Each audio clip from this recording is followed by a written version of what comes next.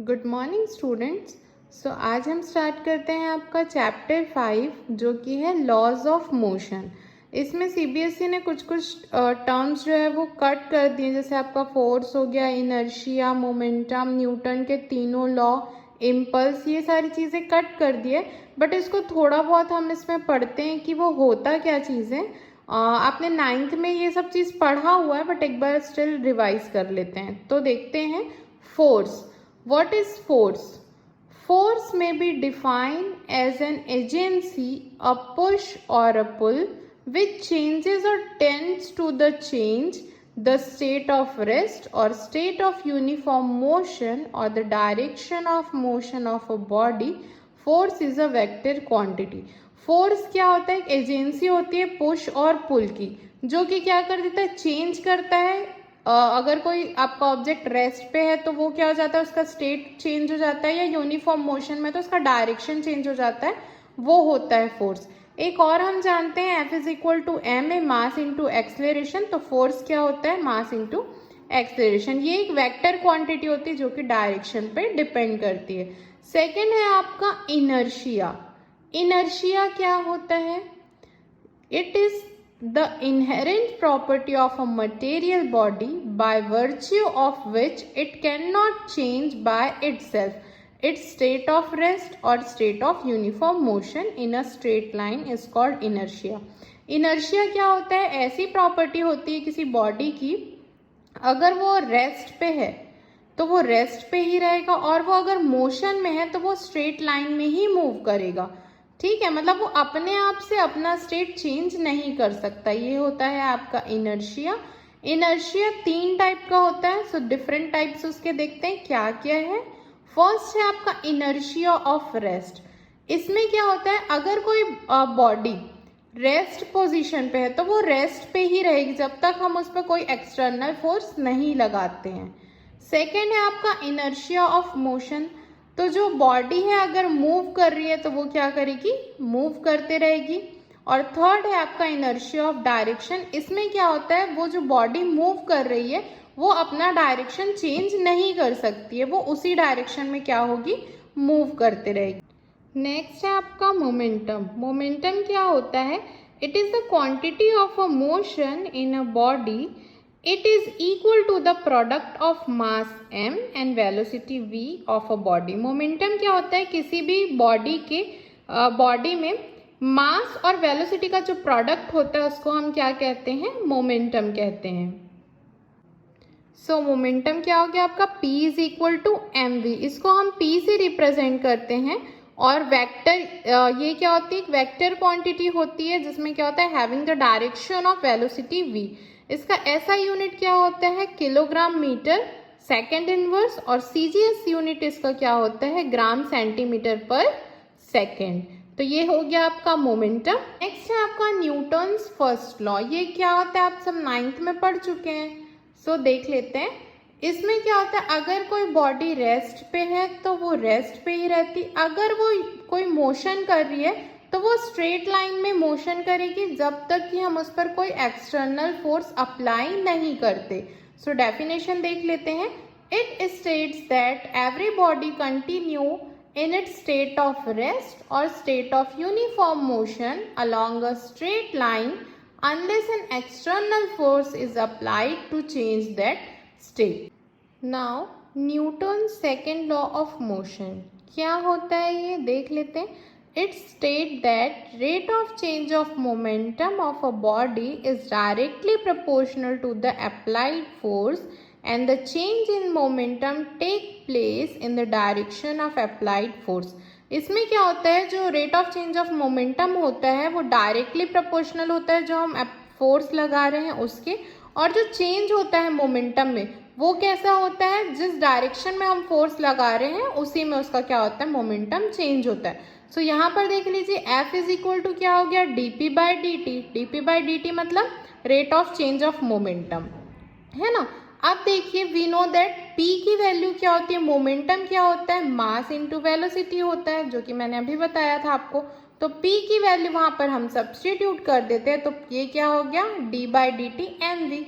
अब एम आप बाहर निकाल दीजिए तो ये क्या हो जाएगा? dv by D T.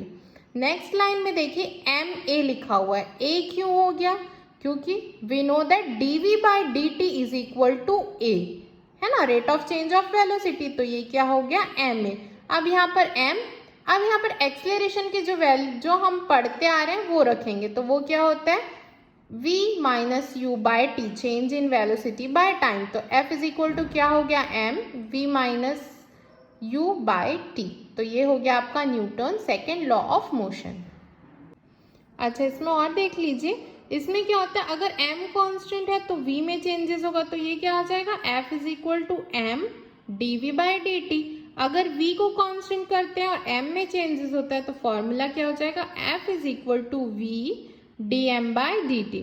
और इसको कंपोनेंट के फॉर्म में लिखते हैं x y और z कंपोनेंट के फॉर्म में, तो fx आपका क्या हो जाएगा dpx बाई dt, fy आपका हो जाएगा dpy बाई dt और fz हो जाएगा आपका dpz बाई dt। नेक्स्ट आता है आपका Newton's third law of motion. ये तो आपको पता है एक्शन रिएक्शन वाला होता है। It states that to every action there is equal and opposite reaction. हर एक एक्शन का इक्वल एंड अपोजिट क्या होता है, रिएक्शन होता है। सो यहाँ पर F B A is equal to minus F A B. Impulse क्या है, impulse is a total effect of a large force which acts for a short time to produce a finite change in momentum। Impulse क्या होता है, large force का total effect होता है जो कि किसी ऑब्जेक्ट के मोमेंटम में फाइनाइट चेंज करने के लिए एक शॉर्ट टाइम के लिए क्या होता है वो प्रोड्यूस होता है। तो इसका एक और डेफिनेशन है कि it is defined as a product of force and a time for which it acts and is equal to the total change in momentum। ये क्या होता है, फोर्स और टाइम का प्रोडक्ट होता है ना, और ये इक्वल होता है टोटल चेंज इन मोमेंटम के। तो impulse is equal to force into time duration is equal to total change in momentum. Impulse एक वेक्टर क्वांटिटी होती है। वेक्टर क्वांटिटी मतलब ये क्या होता है, ये डायरेक्शन पर डिपेंड करती है। इसको हम डिनोट करते हैं जे वेक्टर से, ठीक है। तो जे वेक्टर से हम क्या करते हैं, इम्पल्स को डिनोट करते हैं। तो vector J is equal to ये क्या हो जाएगा F, that means force, time duration ये हो गया टी। अब यहाँ पर क्या होता है, शॉर्ट टाइम के लिए फाइनाइट चेंज होता है, तो हम इसमें क्या करते हैं इंटीग्रेशन के फॉर्म में लेते हैं। तो इसमें क्या होता है, इसका लोअर लिमिट है T1 और ये क्या है आपका T2 अपर लिमिट, तो ये हो गया आपका इम्पल्स। इसका ऐसा यूनिट होता है किलोग्राम मीटर पर सेकेंड और CGS यूनिट क्या होता है gram centimetre per second. Conservation of momentum क्या होता है, the second and the third law of motion lead to one of the most important and fundamental principle of physics called the law of conservation of momentum. ये क्या होता है, जो Newton का second और थर्ड लॉ था उससे हमको क्या मिला, एक मोस्ट इंपॉर्टेंट जो कंजर्वेशन होता है वो it is the most important and fundamental principal है फिजिक्स का। तो इसी से हमको न्यूटन के सेकंड और थर्ड लॉ से ये मिला हुआ है। तो देख लेते हैं इसका क्या होता है। इसका स्टेटमेंट है when no external force act on a system of several interacting particle the total linear momentum of a system is conserved. The total linear momentum is a vector sum of linear moment of all the particle of system. इसमें क्या होता है, मान लीजिए कोई दो particle आप ले रहे हैं, तो वो दो पार्टिकल के बीच जब कॉलिजन होता है ना, उनके भी जब कॉलिजन होता है तो उनका जो बिफोर कॉलिजन जो उनका लीनियर मोमेंटम होता है, आफ्टर कॉलिजन भी जो लीनियर मोमेंटम होता है, दोनों इक्वल होता है। मतलब उसमें टोटल लीनियर मोमेंटम क्या रहता है, कंजर्व्ड रहता है, वो चेंज नहीं होता। बिफोर और आफ्टर कॉलिजन दोनों क्या होते हैं, सेम होते हैं। तो यही है, जब उनके बीच कोई भी एक्सटर्नल फोर्स नहीं लगता है तो जो टोटल लीनियर मोमेंटम होता है सिस्टम का वो क्या होता है, कंजर्व्ड होता है। और total linear momentum is the vector sum, उसका जो वेक्टर सम होता है वो हर एक पार्टिकल के लीनियर मोमेंटम के इक्वल होता है। अब यहाँ पर हम देख लेते हैं derivation of law of conservation of momentum. इसमें क्या होता है कि देखिए ये हमने कंसीडर किया टू बॉडीज, एक ए एंड एक बी। इसमें क्या करते हैं, इसके मासेस है m1 एंड m2, मूव कर रहे हैं दोनों सेम डायरेक्शन में along a straight line with velocities. एक की वेलोसिटी है u1, दूसरे की है आपकी u2। अब क्या होता है, ये दोनों में क्या होता है, कॉलिजन होता है है ना। डेल टी टाइम पे दोनों पे क्या होता है, कॉलिजन होता है, और आफ्टर कॉलिजन क्या होता है, इनका जो वेलोसिटीज है v1 और v2 हो जाता है। During the collision body A exerts a force, collision के टाइम पे बॉडी ए जो है वो क्या करती है, फोर्स एक्सर्ट करती है एफ बी ए, किस पे, बॉडी बी पे। तो न्यूटन के थर्ड लॉ के कारण क्या होगा, जो बॉडी बी है वो भी ए पे क्या करेगी, फोर्स एक्सर्ट करेगी, जो कि होगा एफ ए बी। तो यहाँ पर क्या हो जाएगा, न्यूटन के थर्ड लॉ के according F A B is equal to minus F B A, equal and opposite reaction, इसलिए ये तो सिंपल सा है। यहाँ पर हम क्या लेते हैं, दो बॉडीज कंसीडर करते हैं, एक ए एक बी, इसका मास है m1 m2, वेलोसिटी से u1 और u2 वेलोसिटी से वो स्ट्रेट लाइन में क्या कर रहे हैं, मूव कर रहे हैं।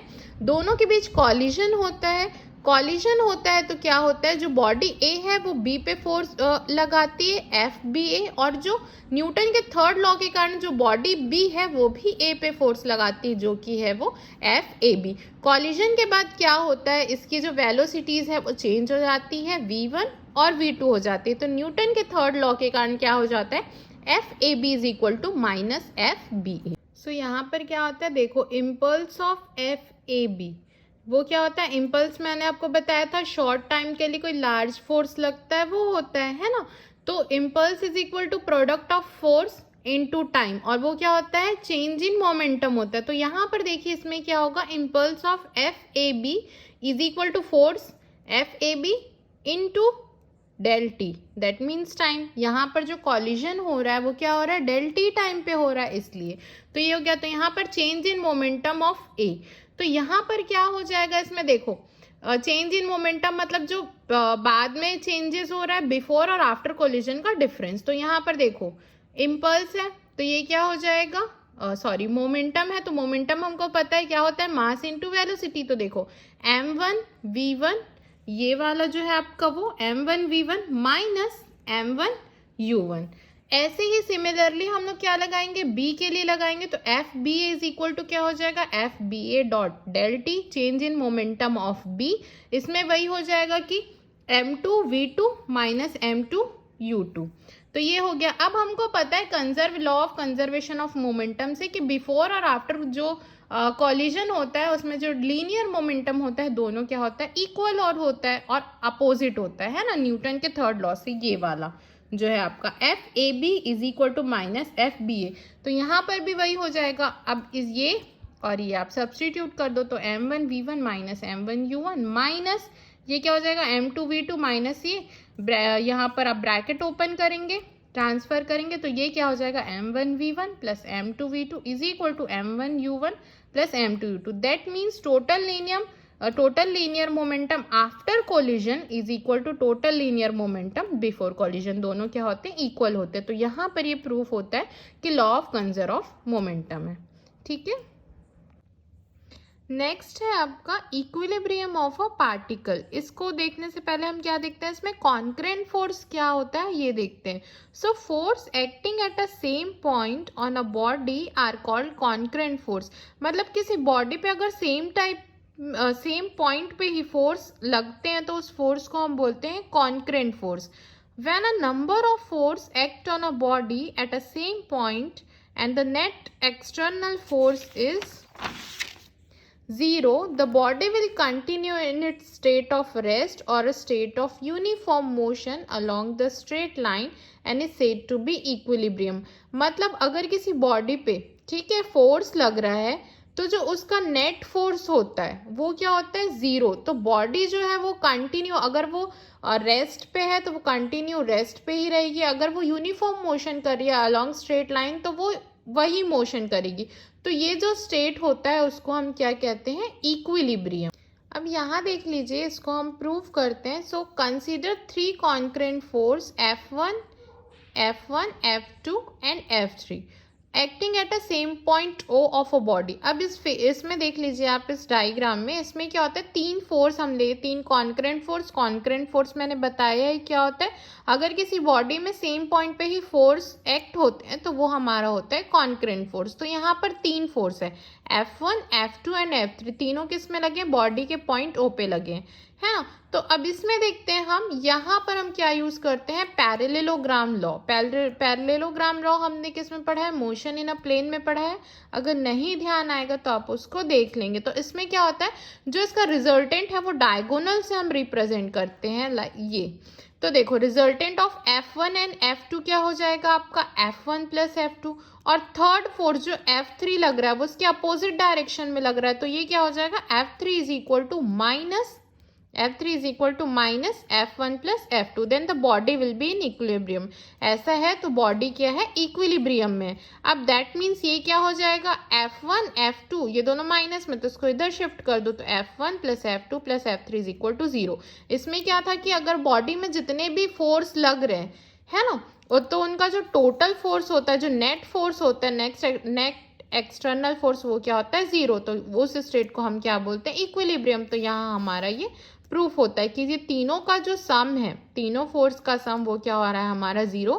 मतलब ये कौन सी स्टेट है? इक्विलिब्रियम की state. These three forces in equilibrium can be represented by the sides of triangle taken in same order। ये जो है तीनों जो फोर्स है ना, इक्विलिब्रियम में रिप्रेजेंट किससे हो रहे हैं? साइड ऑफ ट्रायंगल से, जो कि किस में है? सेम ऑर्डर पे। अब यहाँ पर देखिए क्या बोल रहा है, thus the condition of equilibrium of a number of force acting at a same point is a vector sum of all this forces equal to 0। तो इसका वेक्टर सम भी क्या हो जाएगा? आपका 0 हो जाएगा। जितने भी फोर्स उस पॉइंट पे लग रहे हैं उन सब का वेक्टर सम जो है वो क्या हो जाएगा? आपका 0 हो जाएगा। F1 F2 F3 इन मतलब Fn तक इज इक्वल टू 0। तो ये आपका होता है equilibrium of a particle. Next है आपका फ्रिक्शन। क्या होता है फ्रिक्शनल फोर्स? तो frictional force refers to the force generated by two surface that contacts and slide against each other. मतलब इसमें क्या होता है कि जैसे दो सरफेस है, दो सरफेस एक दूसरे के कांटेक्ट में है and slide against each other, then जो फोर्स जनरेट होता है उन सरफेसेस के बीच, उसको हम क्या कहते हैं? Frictional force. इससे ये मेनली अफेक्ट हो सकता है, किससे अफेक्ट हो सकता है? सरफेस का जो टेक्सचर होता है उससे हो सकता है, या फिर फोर्स की क्वांटिटी, इन सब चीज़ों से ये अफेक्ट हो सकता है। तो ये होता है आपका friction. Types of frictional forces. Frictional forces के मेनली टू टाइप्स होते हैं। एक होता है आपका ड्राई फ्रिक्शन और दूसरा होता है फ्लूइड या वेट फ्रिक्शन। ड्राई फ्रिक्शन के अंदर 4 टाइप के फ्रिक्शन आते हैं आपके। एक होता है स्टैटिक फ्रिक्शन, दूसरा होता है काइनेटिक फ्रिक्शन, थर्ड होता है आपका रोलिंग फ्रिक्शन एंड फोर्थ आपका होता है sliding friction. So dry friction, the force of friction between solid surfaces in contact is called dry friction. Solid surface के बीच अगर जो फोर्स ऑफ फ्रिक्शन लगता है, उस फोर्स ऑफ फ्रिक्शन को हम क्या कहते हैं? Dry friction. इसका फर्स्ट देखते हैं स्टैटिक एंड काइनेटिक फ्रिक्शन। तो यहाँ पर हम क्या करते हैं? एक वुडन ब्लॉक कंसीडर करते हैं जो कि एक हॉरिजॉन्टल टेबल पे रखा हुआ है। इस पे हम स्मॉल फोर्स लगाते हैं, तो इसमें ब्लॉक पे क्या होता है? कोई मूवमेंट नहीं होता, वो मूव नहीं करता, है ना। इसके बाद इसमें क्या होता है? एक फोर्स ऑफ फ्रिक्शन भी लगता है, ठीक है, जो कि इसके अपोजिट डायरेक्शन में लगता है, इसको बैलेंस करने के लिए। सो यहाँ इफ बॉडी, ये जो वुडन ब्लॉक है इसका मास अगर m है और वो हॉरिजॉन्टल टेबल में रेस्ट पे रखी हुई है, तो इसमें क्या लगेगा? ये जो ब्लॉक है वो नीचे टेबल पे क्या लगा है? फोर्स ऑफ ग्रेविटी mg लगेगा, और नॉर्मल रिएक्शन टेबल से इस पे क्या लगेगा? n लगेगा। तो ये जो फोर्स ऑफ ग्रेविटी है वो क्या हो जाएगा? नॉर्मल फोर्स से कैंसल्ड हो जाएगा। अब नाउ यहाँ पर देखते हैं हम, जो फोर्स है F फोर्स है, हॉरिजॉन्टली लग रहा है बॉडी पे। तो इसमें क्या हम एक्सपीरियंस, हमको पता है कि अगर हम छोटा सा फोर्स लगाएंगे, छोटा सा फोर्स अप्लाइड करेंगे, तो इतना फोर्स सफिशिएंट नहीं है उस बॉडी को मूव करने के लिए, है ना। बट अगर हम क्या लगाएंगे, इसमें थोड़ा सा और फोर्स लगाते हैं, तो ये बॉडी क्या है, जो वो एक्सेलरेशन, कुछ एक्सेलरेशन से मूव करेगी। वो एक्सेलरेशन है आपका F/m, भले ही वो स्मॉल क्यों ना हो। अब देखो, body remains rest, body rest पे ही है, क्योंकि यहाँ पर ये फोर्स तो हम लगा रहे हैं, इसके साथ साथ हॉरिजॉन्टल डायरेक्शन में एक और फोर्स इसमें अपोज में लग रहा है। इसके कारण क्या, रिजल्टिंग जो नेट फोर्स है आपका वो क्या हो जा रहा है? 0 हो जा रहा है। इसके कारण बॉडी क्या है आपकी? रेस्ट पोजीशन पे है। और ये जो फोर्स है वो आपका क्या है? Parallel to the surface of body in contact with table. अगर इसमें हम क्या लगाते हैं, यहाँ पर अगर कोई भी फोर्स अप्लाइड नहीं है तो यहाँ पर कोई भी स्टैटिक फ्रिक्शन नहीं होगा। जैसे ही यहाँ पर हम क्या करते हैं, फोर्स अप्लाई करते हैं, तो ये भी क्या होता है, अप्लाई हो जाता है एफ एस। अब देखो एफ इंक्रीज होगा तो ये वाला भी क्या होगा, इंक्रीज होगा, इक्वल रहेगा, बट ये क्या रहेगा, अपोजिट रहेगा अप्लाइड फोर्स के, और वो क्या करेगा, उस बॉडी को रेस्ट पे ही रखेगा। ठीक है, रेस्ट पे ही रखेगा, तो हेंस ये जो फ्रिक्शन होता है वो आपका स्टैटिक फ्रिक्शन होता है। ये जो मैंने अभी एक्सप्लेनेशन दिया है ये वही लिखा हुआ है, तो आप इसको पढ़ लेंगे। सो इसका हम स्टेटमेंट देख लेते हैं क्या होता है स्टैटिक फंक्शन का। तो डेफिनेशन इसका क्या है, the force of friction which comes into play between two bodies, दो बॉडीज के बीच ये फ्रिक्शन तब आता है before one body actually start moving over the other, मतलब एक बॉडी दूसरे के ऊपर मूव करना स्टार्ट करती है उससे पहले, जब वो रेस्ट पे होती है तो ये फ्रिक्शन क्या होता है उसमें लगता है, उसको हम क्या कहते हैं, स्टैटिक फ्रिक्शन, उसको हम एफ एस से डिनोट करते हैं। अब यहाँ पर देखिए स्टैटिक फंक्शन जो होता है वो अपोज करता है इम्पेंडिंग मोशन को। इम्पेंडिंग मोशन क्या होता है, ऐसा मोशन, जैसे देखो अगर फ्रिक्शन आपका एब्सेंट है वहां पर, तो जो नॉर्मल हॉरिजॉन्टल फोर्स जो लग रहा है आपका, तब अगर ऑब्जेक्ट में कोई मोशन होता है उसको हम इम्पेंडिंग मोशन कहते हैं। हालांकि ये चीज नहीं होता, बट स्टिल अगर होता है तो जो स्टैटिक फंक्शन है उस मोशन, इम्पेंडिंग मोशन को क्या करता है, अपोज करता है।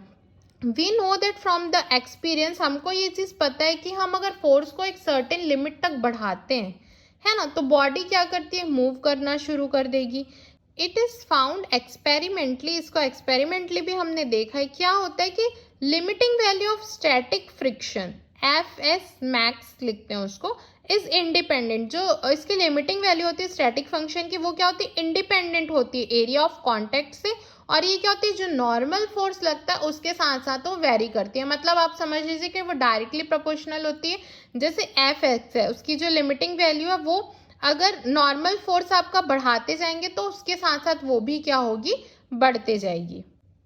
सो यहाँ पर ये क्या हो गया, F x F s max is directly proportional to N कर दीजिए। अब आप जब प्रोपोर्शनैलिटी साइन हटाते हैं तो कुछ ना कुछ आप कांस्टेंट लगाते हैं, तो यहाँ पर ये क्या हो गया, म्यू एस। तो वहाँ where mu S is a constant of proportionality depending only on the nature of surface, जो कि क्या करता है, सिर्फ सरफेस के जो नेचर होता है उस पर वो डिपेंड करता है। अब देखिए the constant mu S is called, उसको हम क्या कहते हैं, coefficient of static function. Mu S is called coefficient of static function. तो the law of static function में भी written as F X mu S N, ये इसके क्या होता है, इक्वल, या फिर ये क्या होता है, इसके स्मॉलर देन होता है। तो एफ एस इज स्मॉलर और equal to mu S N. So यहाँ पर क्या होगा, इफ अप्लाइड फोर्स एफ जो है वो एक्सीड करेगा एक मैक्सिमम लिमिट तक, तो बॉडी क्या करेगी, स्लाइड करना शुरू कर देगी उस सरफेस पे। When relative motion has started the frictional force decreases, जब रिलेटिव मोशन स्टार्ट होगा तो जो फ्रिक्शनल फोर्स होगा वो कम होते जाएगा, कहाँ से, from the maximum value F x से वो क्या हो जाएगा, डिक्रीज होना शुरू हो जाए। So frictional force that oppose relative motion between surfaces in contact is called kinetic और sliding friction and denoted by F K. अब यहाँ पर जो रिलेटिव मोशन होता है उसको जो अपोज करता है वो फ्रिक्शनल फोर्स हमारा क्या होता है, काइनेटिक और स्लाइडिंग फ्रिक्शन, जिसको हम किससे डिनोट करते हैं, एफ के से डिनोट करते हैं। जो काइनेटिक फ्रिक्शन होता है वो स्टैटिक फ्रिक्शन के जैसा ही होता है, वो भी क्या होता है, इंडिपेंडेंट होता है एरिया ऑफ कॉन्टेक्ट के। तो it is nearly independent of velocity.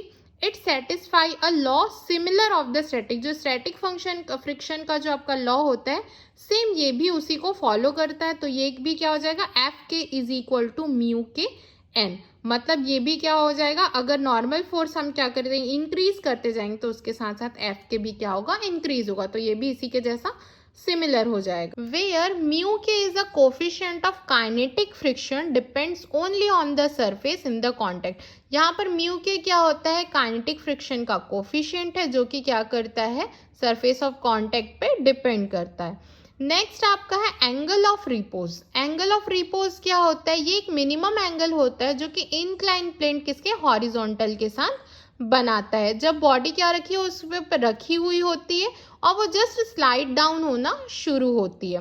So it is the minimum angle that an incline plane makes with the horizontal when a body placed on it just begins to slide down.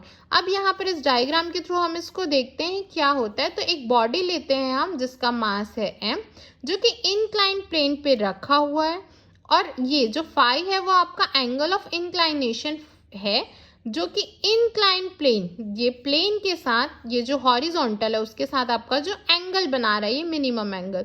So the angle of inclination phi of incline plane is so adjusted that a body placed on it, इतना मतलब adjusted होता है कि body जो इस पर रखी हुई है वो क्या होती है, धीरे धीरे स्लाइड डाउन होना शुरू होती है। दस फाई को हम क्या कहते हैं, एंगल ऑफ रिपोज। अब इस डायग्राम में देख लेते हैं कि इसमें कौन कौन से फोर्स लगेंगे, मतलब ये बॉडी पे कितने टाइप के फोर्स अप्लाई होंगे। तो various forces acting on a body. सबसे पहला तो इसका लगेगा वेट, है ना। So weight mg of a body acting vertically downward. इस जो बॉडी का जो वेट है वो क्या होगा, वर्टिकली डाउनवर्ड लगेगा। सेकेंड आपका लगेगा लिमिटिंग फ्रिक्शन, एफएस मैक्सिमम, मतलब जो आपका स्टैटिक फ्रिक्शन को आप एक लिमिट तक जो इंक्रीज करते हैं, है ना, तो वो जो फ्रिक्शन है उसको हम बोलते हैं लिमिटिंग फ्रिक्शन। तो वो फ्रिक्शन लगेगा आपका वर्टिकली अपवर्ड डायरेक्शन में विद इंक्लाइन जो आपका प्लेन है उसके साथ। तो यहाँ पर देखते हैं क्या होता है। जो इंक्लाइन आपका प्लेन है उसका ये एंगल जो है फाई है, ये एंगल फाई है, तो यहाँ पर का भी एंगल क्या होगा, फाई होगा। तो इसके दो कंपोनेंट होंगे वेट के साथ, एक होगा आपका mg cos फाई जिसके साथ एंगल बना रहा है तो वो आपका होता है mg cos फाई, और सेकंड आपका होता है mg sin थीटा। तो ये जो है ये क्या करता है, mg sin फाई को इस मतलब वेट के इस कंपोनेंट को वो क्या करता है, बैलेंस करता है। सो यहाँ पर ये क्या हो जाता है, देख लीजिए यहाँ पर लिखा हुआ है। फर्स्ट आपका है वेट mg जो कि वर्टिकली डाउनवर्ड लगेगा। सेकंड आपका लिमिटिंग फ्रिक्शन लगेगा F x vertical upward direction में अलोंग इंक्लाइन प्लेन, और ये क्या करेगा, बैलेंस करेगा जो कंपोनेंट है आपका वेट का mg sin थीटा उसके अलोंग इंक्लाइन प्लेन। तो यहाँ पर क्या हो जाएगा, एफ एक्स जो मैक्सिमम है, जो लिमिटिंग फ्रिक्शन है वो क्या हो जाएगा, इसके इक्वल हो जाएगा mg sin फाई के। ये हो गया आपका इक्वेशन नंबर 1। सेम यहाँ पर क्या होगा, जो नॉर्मल रिएक्शन होगा इसका जो अपवर्ड डायरेक्शन में होगा, मतलब ये जो प्लेन है ये जो इस पे आपकी बॉडी पे जो फोर्स लगाएगा वो नॉर्मल रिएक्शन होगा। तो ये होगा आर, मतलब देखो न्यूटन का थर्ड लॉ लग रहा है, जब ये है इस पे फोर्स एक्सर्ट कर रहा है वेट mg डाउनवर्ड डायरेक्शन में, तो अपवर्ड डायरेक्शन में भी तो फोर्स लगेगा ना। तो ये क्या हो गया, नॉर्मल रिएक्शन आर परपेंडिकुलर है इंक्लाइन प्लेन के, ये बैलेंस करेगा वेट के mg cos फाई वाले कंपोनेंट को। ठीक है, तो यहाँ पर क्या हो जाएगा, आर mg cos फाई। अब हम लोग क्या करेंगे, डिवाइडेड इक्वेशन नंबर 1/2 इसको डिवाइड कर देंगे। तो एफ एक्स जो मैक्सिमम है by R is equal to mg sin phi by mg cos phi. mg यहाँ कैंसिल हो गया, sin phi by sin cos phi हमको पता है tan फाई होता है। यहाँ पर ये क्या हो गया, F x maximum by R is equal to mu s, जो हमने पहले अभी मैंने स्टैटिक फ्रिक्शन में जो आपको n बताया हुआ था ना, ये वाला, ये n नॉर्मल फोर्स को आप n से भी डिनोट कर सकते हैं या आप r से भी डिनोट कर सकते हैं। तो यहाँ पर म्यू एस क्या हो जाएगा, F x maximum bye n। यहाँ मैंने क्या किया, इसको नॉर्मल रिएक्शन को r से डिनोट किया, तो यहाँ पर मैंने r लिखा हुआ है। तो ये क्या हो गया, F x maximum bye r, ये हो गया आपका म्यू एस, जहाँ म्यू एस क्या है आपका कोफिशिएंट ऑफ स्टैटिक फ्रिक्शन। तो ये क्या हो गया, coefficient of static friction is equal to the angle of repose, ये जो है tan फाई मतलब ये। तो जो कोफिशिएंट है आपका स्टैटिक फ्रिक्शन का वो आपका एंगल ऑफ रिपोज के इक्वल होता है। नेक्स्ट है आपका angle of friction. Angle of friction क्या होता है देखते हैं। So the angle of friction may be defined as the angle of which the resultant of limiting friction and the normal reaction makes with the normal reaction। इस diagram में आप देख लीजिए, मतलब ये एक ऐसा एंगल होता है जो कि रिजल्टेंट जो लिमिटिंग फ्रिक्शन का रिजल्टेंट होता है और जो नॉर्मल रिएक्शन होता है उसके बीच जो एंगल बनता है उस एंगल को हम बोलते हैं एंगल ऑफ फ्रिक्शन। यहाँ पर भी हम कंसीडर करते हैं एक बॉडी जो कि रखा हुआ आपका एक हॉरिजॉन्टल टेबल में। इसमें भी कौन कौन से फोर्स लगते हैं, एक लगेगा आपका वेट जो कि ये बॉडी टेबल पे लगाएगी तो W डाउनवर्ड डायरेक्शन में। इसका रिएक्शन, टेबल का रिएक्शन फोर्स लगेगा R जो कि होगा अपवर्ड डायरेक्शन में।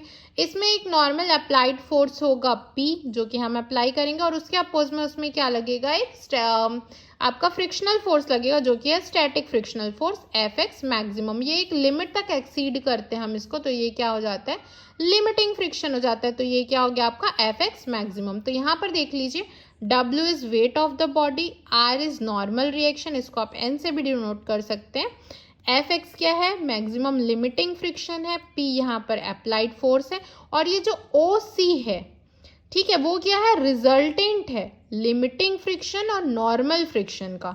सो ये क्या हो गया, OC। अब देखिए ये जो एंगल बन रहा है रिजल्टेंट OC और जो आपका नॉर्मल है उसके बीच, उसको हम क्या कहते हैं, एंगल ऑफ फ्रिक्शन। तो the angle theta between normal reaction and the resultant OC by definition is the angle of friction. वो क्या है आपका एंगल ऑफ फ्रिक्शन है। अब यहाँ हम देखते हैं, यहाँ हम क्या लिखे हैं, tan theta is equal to BC by OB। तो इसको हम समझते हैं इस डायग्राम के थ्रू। इस डायग्राम में हम क्या करते हैं, ये वाला लेते हैं OBC।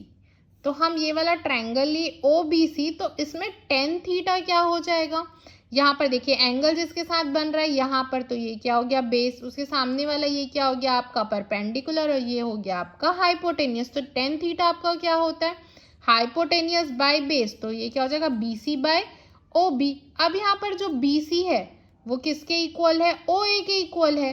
तो यहाँ पर देख लीजिए, इसको हम क्या करते हैं, OA बाय OB। तो जहाँ OE की वैल्यू आपकी क्या है, Fx मैक्सिमम है, और OB की वैल्यू है आपकी R। तो यहाँ पर सब्स्टिट्यूट कर दीजिए, तो ये क्या हो गया, Fx मैक्सिमम बाय R।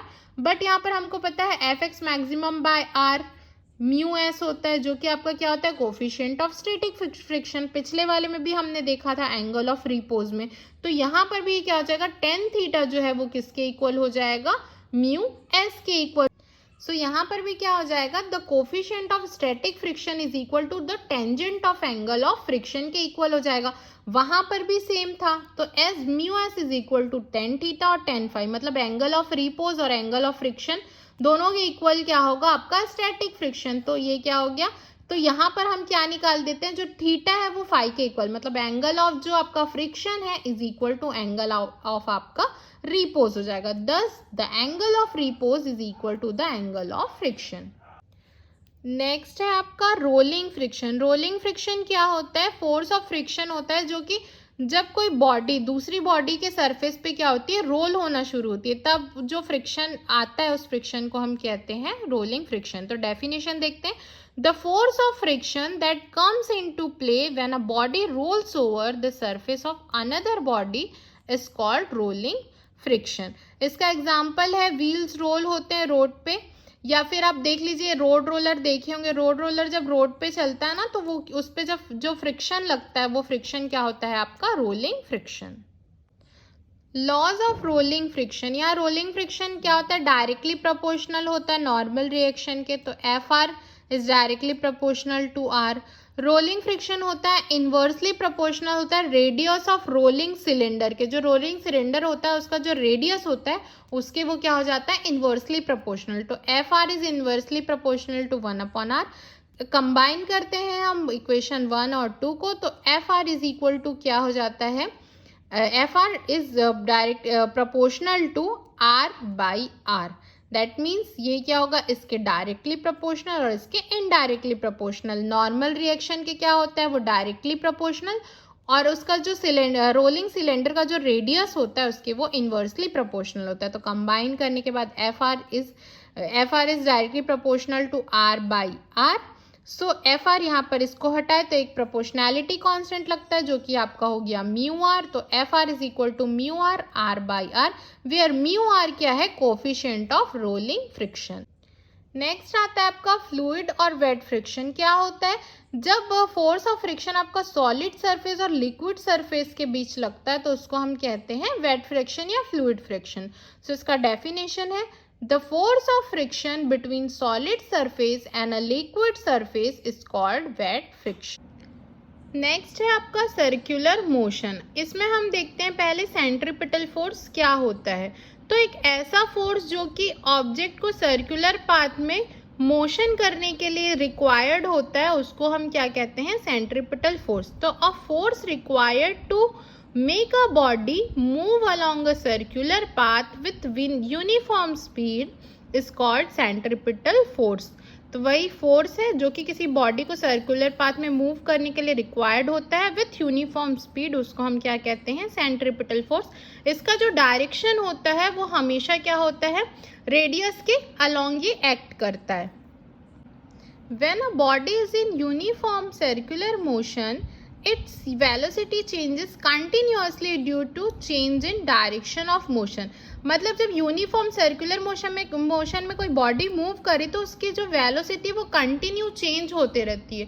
क्यों चेंज होती है? क्योंकि उसका जो डायरेक्शन है, मोशन ऑफ डायरेक्शन, वो ऑलवेज क्या होता है, चेंज होते रहता है। सो इसका जो एक्सेलरेशन है उसको हम किससे देंगे?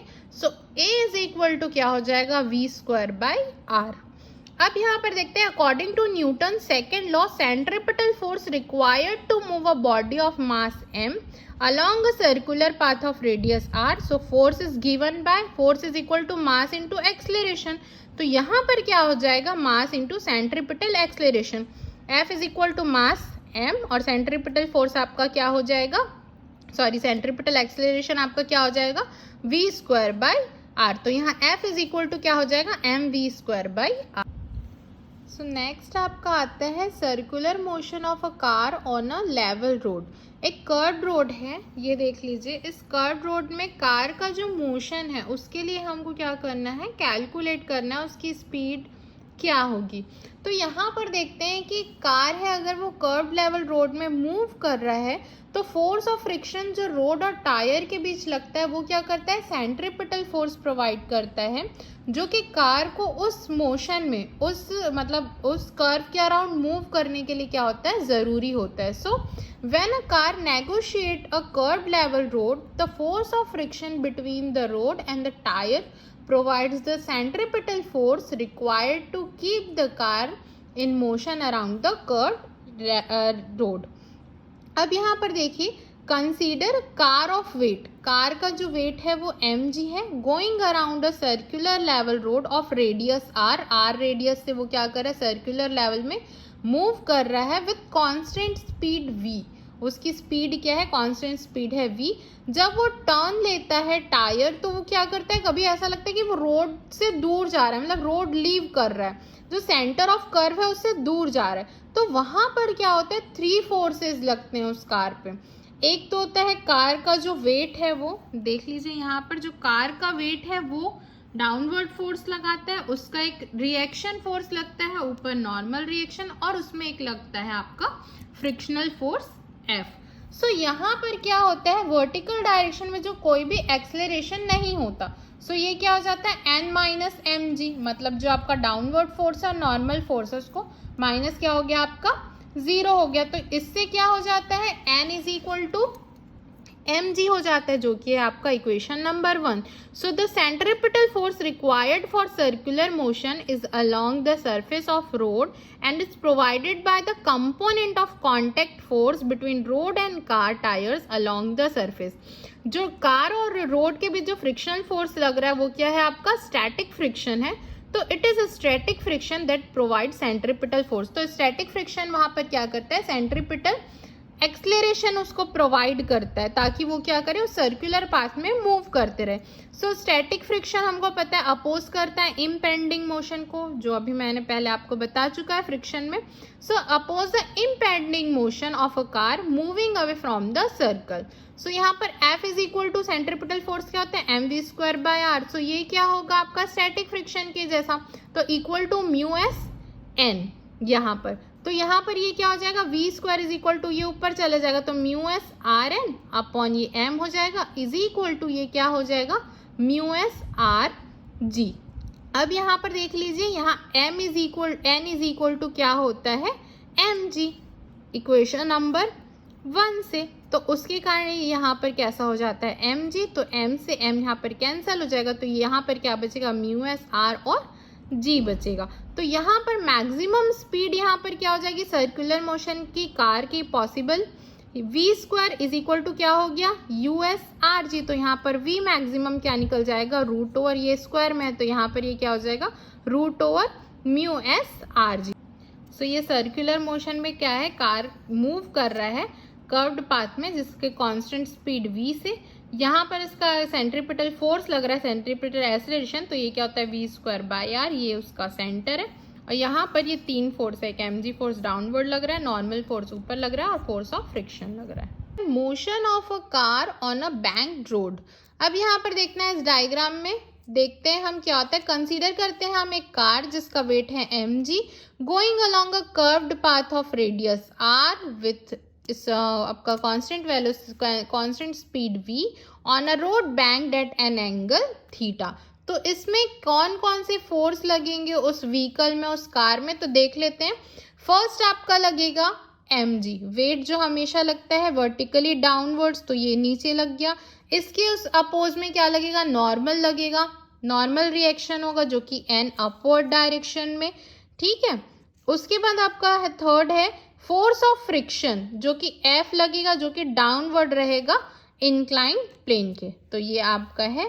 तो एक बार फिर से देख लीजिए, इसमें तीन फोर्स है। एक कार है जिसका वेट है mg जो कि कर्व्ड अलोंग पाथ में मूव कर रहा है रेडियस r से स्पीड v के साथ, bank road an angle theta है। अब यहाँ पर कौन कौन से फोर्स लगेंगे, एक mg वर्टिकली डाउनवर्ड लगेगा, उसके अपोज में एक नॉर्मल रिएक्शन लगेगा इसका n जो कि होगा आपका वर्टिकली अपवर्ड, और थर्ड आपका लगेगा फोर्स ऑफ फ्रिक्शन जो कि इंक्लाइन प्लेन के साथ क्या है डाउनवर्ड है।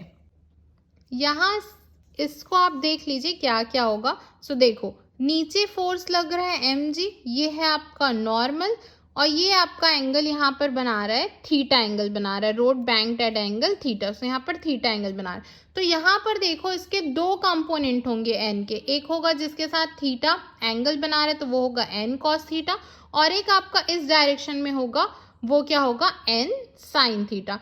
सिमिलरली अब यहाँ पर F है फोर्स ऑफ फ्रिक्शन, तो यहाँ पर भी इसके भी दो कंपोनेंट होंगे, एक कंपोनेंट होगा आपका F sin थीटा और जिस थीटा है जिसके साथ एंगल बना रहा है वो क्या होगा आपका F cos थीटा।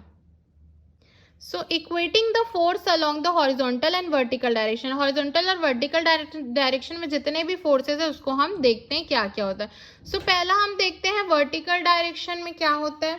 सो यहाँ पर देखिए ये क्या है n cos थीटा, ये लग रहा है वर्टिकल डायरेक्शन में n cos theta is equal to क्या हो जाएगा आपका F sin theta plus mg, ये आपका हो गया इक्वेशन नंबर 1। अब हम देखते हैं जो सेंट्रीपिटल फोर्स भी लग रहा है horizontal component n and f के साथ, वो वाला क्या है। सो यहाँ पर इस डायग्राम में देख लीजिए यहाँ पर क्या हो रहा है सेंट्रीपिटल एक्सीलरेशन भी है, मतलब ये क्या कर रहा है जो टायर और रोड है दोनों मिलके हमको सेंट्रीपिटल फोर्स प्रोवाइड कर रहे हैं, तो यहाँ पर सेंट्रीपिटल फोर्स भी होगा। तो हॉरिजॉन्टल कंपोनेंट क्या क्या है आपके n sin theta plus F cos theta is equal to क्या हो जाएगा आपका centripetal force, that means mv square by r।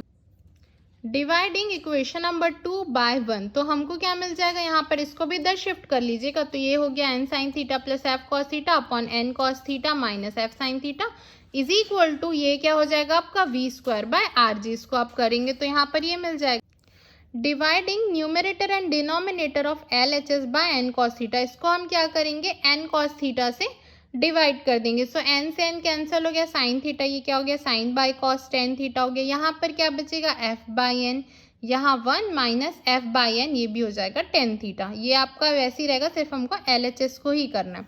तो यहाँ पर ये क्या हो गया tan theta plus mu, mu क्यों हुआ क्योंकि हमको पता है mu is equal to f by n, जो हमारा स्टैटिक फ्रिक्शन होता है वहाँ से ये निकल गया। तो वैसे यहाँ पर 1, यहाँ पर ये क्या हो गया म्यू हो गया, ये टेन थीटा, तो ये आपका निकल गया दिस। तो यहाँ पर v स्क्वायर क्या हो जाएगा r इधर शिफ्ट हो जाएगा, तो r g is equal to mu plus tan theta upon 1 minus tan theta.